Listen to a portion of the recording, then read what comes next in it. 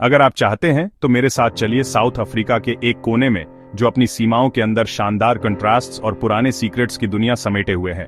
ये जिम्बाब्वे है, एक ऐसी जमीन जहां कुदरत की महानता हर लैंडस्केप में एच्ड है, गरजते हुए झरनों से लेकर शांत और विशाल मैदानों तक। ये एक ऐसी जगह है जहां एक शक्तिशाली और खोए हुए किंगडम की गूंजें अभी भी शांत पत्थर के खंडहरों में सुनाई देती हैं, जो एक रिच और कॉम्प्लिकेटेड हिस्ट्री का सबूत है।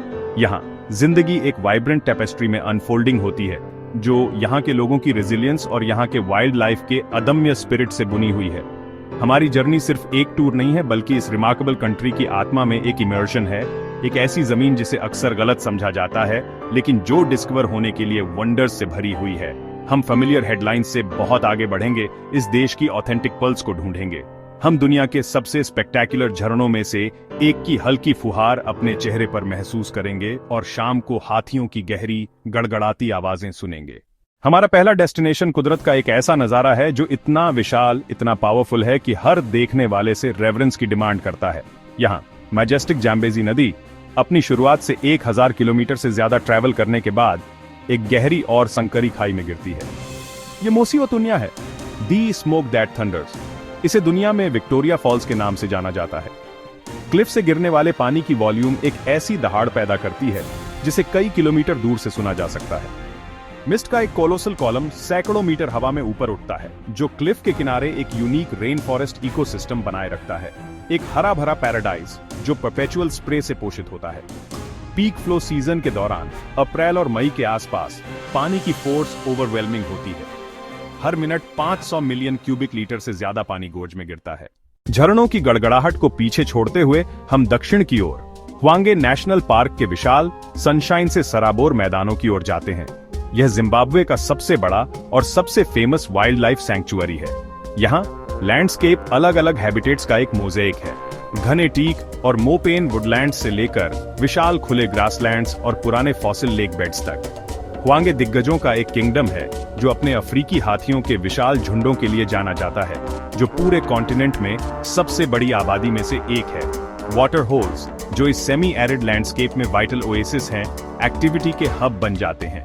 हाथी बड़े फैमिली ग्रुप्स में आते हैं, उनकी गहरी गड़गड़ाहट हवा में भर जाती है जब वे पानी पीते और सोशलाइज करते हैं। ये एक डेलिकेट और अक्सर टेंस गैदरिंग होती है, क्योंकि हंटी कभी दूर नहीं होते।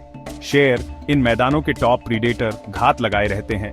उनकी सुनहरी आंखें झुंडों को कमजोरी के किसी भी निशान के लिए स्कैन करती हैं।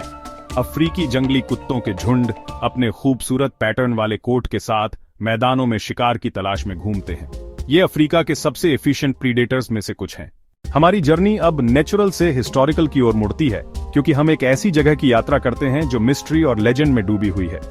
दक्षिण पूर्वी पहाड़ियों में मसाविंगो शहर के पास ग्रेट जिम्बाब्वे के शानदार पत्थर के खंडहर खड़े हैं। यह सहारा के दक्षिण में सबसे बड़ी एंशिएंट स्ट्रक्चर है। नीचे ग्रेट एनक्लोजर है, साइट की सबसे इंप्रेसिव स्ट्रक्चर। इसकी बाहरी दीवार 250 मीटर से ज्यादा लंबी और 11 मीटर ऊंची है। ग्रेट एनक्लोजर के अंदर कॉनिकल टावर खड़ा है, एक सॉलिड पत्थर की स्ट्रक्चर जो लगभग 10 मीटर ऊंची है। इसका पर्पस अभी भी बहस का विषय है। इन शांत पैसेजेस और एनक्लोजर्स से चलते हुए हम केवल उस जिंदगी की कल्पना कर सकते हैं जो कभी इन जगहों को भरती थी। शाही दरबारों की आवाजें, व्यापार की हलचल और एक गहरे आध्यात्मिक लोगों के सेरेमोनीज। फेमस जिम्बाब्वे बर्ड्स, यहाँ मिली 8 सोपस्टोन स्कल्पचर्स इस खोए हुए किंगडम के पावरफुल सिंबल हैं और खुद मॉडर्न नेशन के एम्ब्लेमेटिक बन गए हैं। अतीत के एंशिएंट पत्थरों से हम उत्तर की ओर इंजीनियरिंग के एक मॉडर्न मार्वल की यात्रा करते हैं, जिसने एक यूनिक और स्टनिंग इकोसिस्टम बनाया है। यह लेक कारिबा है, दुनिया की सबसे बड़ी आर्टिफिशियल झीलों में से एक है। 1950 के दशक के अंत में जाम्बेजी नदी पर डैम के कंस्ट्रक्शन से बनी यह एक विशाल अंतर्देशीय समुद्र बनाती है। कारिबा लैंडस्केप की सबसे आइकॉनिक विशेषता इसका पेट्रिफाइड फॉरेस्ट है। जैसे जैसे जाम्बेजी का पानी धीरे धीरे बढ़ा, उसने एक विशाल जंगल को फ्लडेड कर दिया। ये डूबे हुए जंगल एक हॉन्टिंग लेकिन खूबसूरत नजारा बनाते हैं, खासकर सनराइज और सनसेट के समय जब रोशनी उनकी गोस्टली फॉर्म्स को पकड़ती है। झील पर जीवन एक जेंटल, अनहरीड पेस पर चलता है।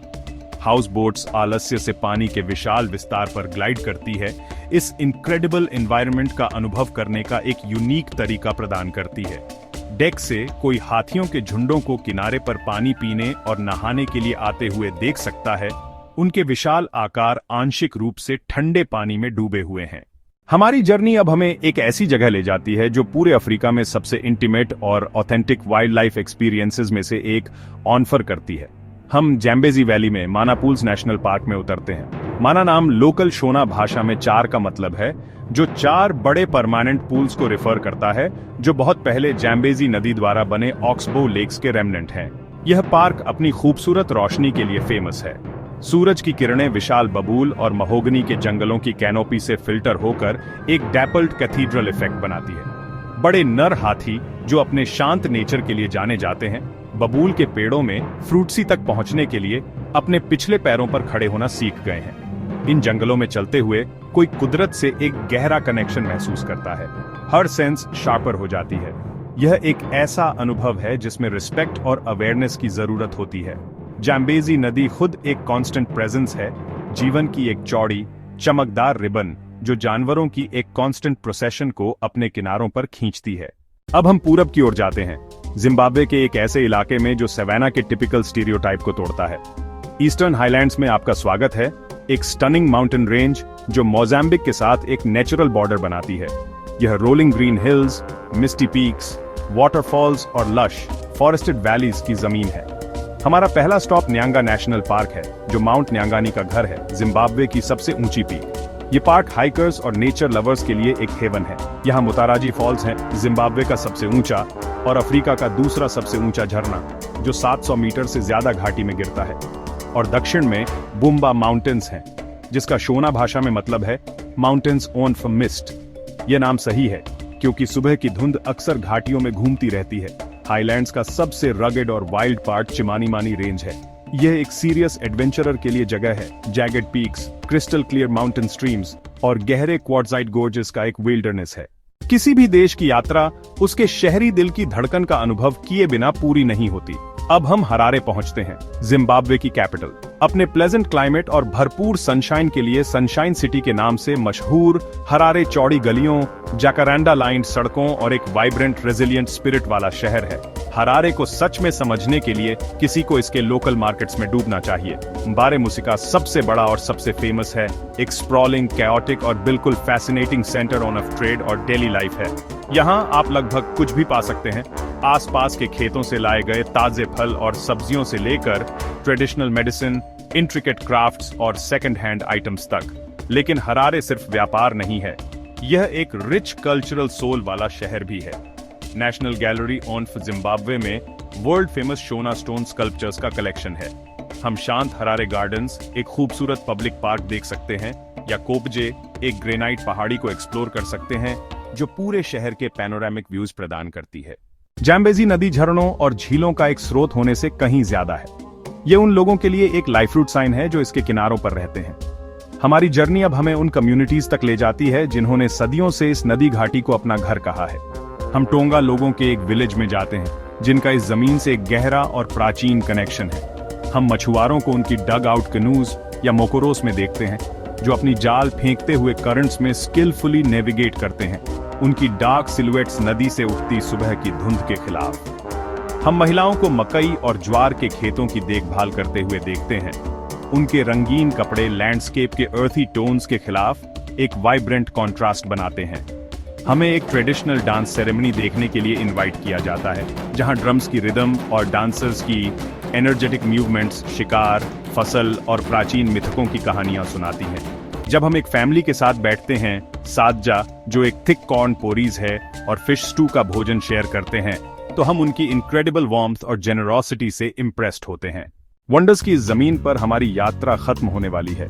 हम गरजते हुए मोसी ओतुन्या की धुंध में थे, क्वांगे के मैदानों में दिग्गजों को ट्रैक किया और ग्रेट जिम्बाब्वे में एक खोए हुए किंगडम के शांत पत्थरों के बीच चले। हमने immense natural beauty, deep history और इनक्रेडिबल कल्चरल रिचनेस वाला एक देश देखा है। जिम्बाब्वे रेजिलियंस का एक राष्ट्र है। हमारी यात्रा पर सूरज डूब रहा है, सवाना पर एक आखिरी सुनहरी चमक डाल रहा है, लेकिन जिम्बाब्वे के लिए एक नया सवेरा हमेशा क्षितिज पर होता है, जो पोटेंशियल और होप से भरा है। इस इनक्रेडिबल जमीन के किस हिस्से ने आपकी कल्पना को सबसे ज्यादा कैप्चर किया है? क्या यह अनटेम्ड नेचर है, एंशिएंट हिस्ट्री है, या वाइब्रेंट कल्चर है? हमें कमेंट्स में बताएं कि आप इनमें से कौन सा डेस्टिनेशन सबसे पहले विजिट करना चाहेंगे। और अगर आपको यह यात्रा पसंद आई है तो कृपया इसे लाइक, शेयर और हमारे प्लैनेट के वंडर्स में और एडवेंचर्स के लिए सब्सक्राइब करें।